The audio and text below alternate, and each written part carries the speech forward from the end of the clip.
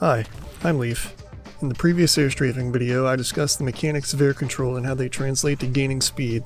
To sum it up, strafing is inputting movement perpendicular to your current movement vector and turning your camera that direction to follow it. When moving slowly, turn the camera faster. Moving faster, turn the camera slowly. When changing directions, input movement the opposite direction before changing your rotation immediately afterward. Now for how to practice it.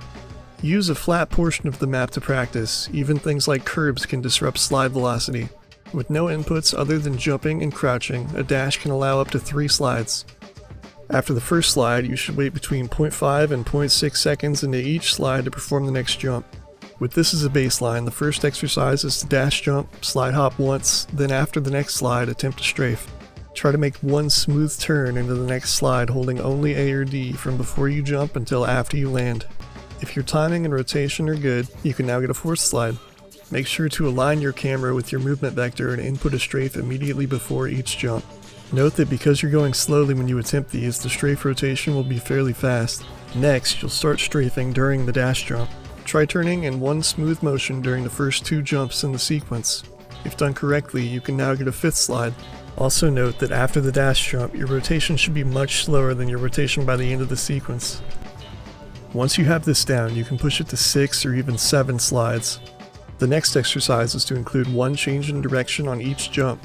This is important to learn as it allows you to strafe in tight spaces and generally maneuver better with speed. Remember, when changing direction, change the movement input first, then follow behind it with rotation immediately afterward.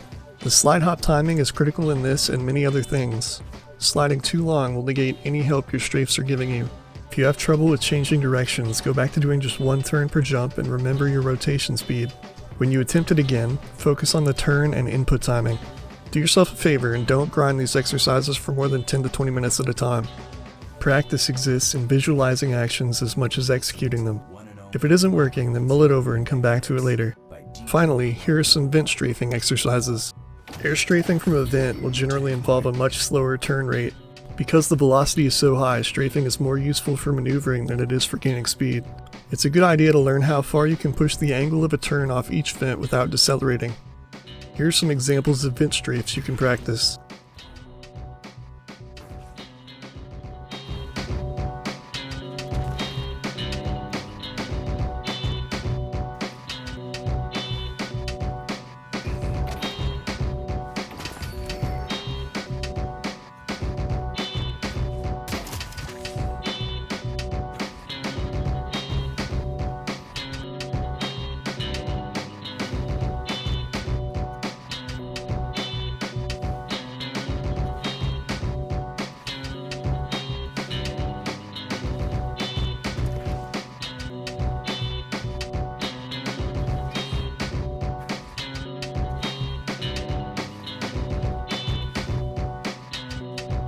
Thanks for watching, and let me know if you like this form of content.